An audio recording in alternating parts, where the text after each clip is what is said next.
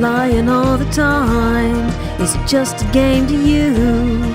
But I'm in so deep. Betrayal was so cruel of you, and now it's left you with a stigma. Do you have to, little finger? Do you have to? Do you have to? Do you have to, little finger? Little Tama, coronation. Everybody like, hooray, you're not Joffrey, yay, yay! Marjorie and him share some looks. Looking leads to feeling. Feeling leads to touching.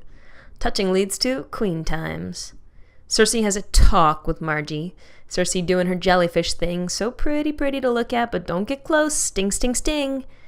Cersei seeming like she's maybe being honest and upfront. Hard to trust that, right? Margey doesn't trust it. That's why she repeats that mother-sister line, the one that made Cersei say, if you ever say that to me again, I'm going to kill you. Margey like, you friendly? Prove it, bitch. Dany with her small council. Jorah Monthma is like, BT dubs, all the cities you freed so far, yeah, all those people are enslaved again. But baby, forget about that. Let's just run away to Westeros. Dany's like, oh man. So I roll in, I give everyone a euphoric taste of freedom, I roll out, and then everything's way worse for the people? That's not Queen style. That's not D style. We gotta go back. Littlefinger and Sansa. Littlefinger talking about how this is Thermopylae country, easily defended by 300 well-muscled Greeks, or, other kinds. Aunt Lysa with her strange son Robin. We were spared young adult breastfeeding this time. Lysa's like, baby, let's get married. Littlefinger's like, sure, how about later? Lysa's like, yeah, how about now? Big reveal. Lysa poisoned her hubby Jon Arryn, cause Littlefinger told her to, cause the Lannisters told him to, cause Jon Arryn had uncovered the genetic truth of dominant Baratheon black curlies, meaning that Cersei's kids were not Baratheons, and all that falls from that. Wah. Later, Lysa having a snacky with Sansa, and it's all going fine until Lysa turns psycho, insecure, jealous witch, does a living lie detector test like De Niro in Meet the Parents. Did you sleep with Littlefinger? Did you? Did you sleep with Littlefinger? And Sansa's like, no, I'm a virgin, ah. And Lysa's like, okay, cool. You're gonna marry your weird cousin Robin. And Sansa's like, this is some rescue. Cersei and Tywin talking about marriages, talking about finance. The Lannisters are broke, so 2 unions to the Tyrell Corporation are key to their economic survival. You do not want to mess with the Iron Bank of Bravos. It's not like, drag, my credit score. If you don't pay the bank, they fund your enemies to come kill you. Then we're with Arya and the Hound.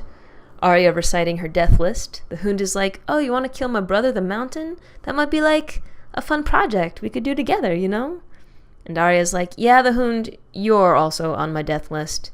And then later she's practicing her ninja moves, and the Hound gives her the equivalent of, hokey religions and ancient weapons are no match for a blaster at your side. And he's a real bully about it. And it's just because she hurt his feelings before. Arya's the only friend he's ever had in his whole life. Except for maybe Sansa, because of him saving her from being raped before. Anyway. Inigo Montoya, writing poetry, because he is a romantic man.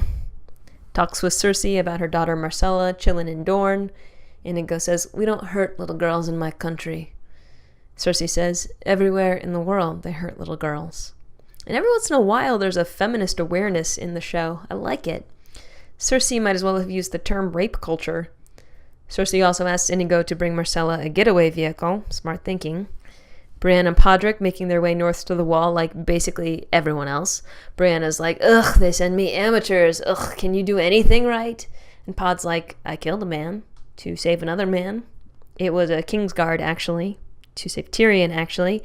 Brienne's like, damn, son, you changed the game. Okay, help me with this armor. Which is a nice callback. It's her new fancy Lannister armor. Probably kind of with all kind of fixtures and tie-em-ups and things. So she's not used to that S. The 2 best people in Westeros are finally becoming friends. Yay! Finish up with the inevitable battle sequence at Craster's. Jojen gives Bran a motivational speech about never giving up. He says, all us Scoobies share a vision of the Weirwood. Whatever happens, Bran, you have got to keep going. We're just your guides. Kind of a messianic Morpheus to Neo speech. Jojen mentions something about this is not the end, and using his capital S sight sees his arm on fire, which makes me think that he knows his own end is going to be on fire, which makes me sad in advance. Locke does hella nice recon for the Night Watch. They're going to move at sundown, which is just in time to save Mira from not Willem Dafoe. Locke grabs Bran, but Bran hoders into Hoder. That is a lock on Locke. Poor Hoder, horrified at the blood on his hands. Bran gets a glimpse of his brother Jon, and these two storylines just kiss for just a sec. And then the Scoobies head off to find the three-eyed crow. Jon fights not Willem Dafoe. At the critical moment, yes! Revenge from a sister wife. And end with an S-word through the mouth. Good guy Jon Snow offers to bring all the sister wives back to Castle Black, but they're like, nah, no offense, but you snow nothing, Jon Snow. We're gonna take our chances on our own. They burn down the awful House of Horrors. Jon Snow reunited with Ghost, a boy and his dog. So, I'm hoping Dany casts off yet another layer of naivete. I'm wondering if Cersei's niceness kick is going to end real abrupt and she tells Margey, hey now, you're going to help me kill your brother, the Lorax, because I am not marrying that F-word. I'm hoping the Hound and Arya make it to the Eyrie and the Hound swaps Stark sisters, head north with Sansa, who maybe appreciates him. Arya will have to learn important life lessons about robbing peasants from somebody else. I'm wondering what Sir Davos has going on with the Iron Bank and how it might throw a kink in Tywin's financial matrix. And next episode, we've got the trial of Tyrion and the divine secrets of the Yara sisterhood and her pack of killer Vikings gonna bring it on Ramsay. So obviously, very exciting. Ba-dum, ba-da-dum, bum, ba-da-dum, ba-da-dum, ba-da-dum.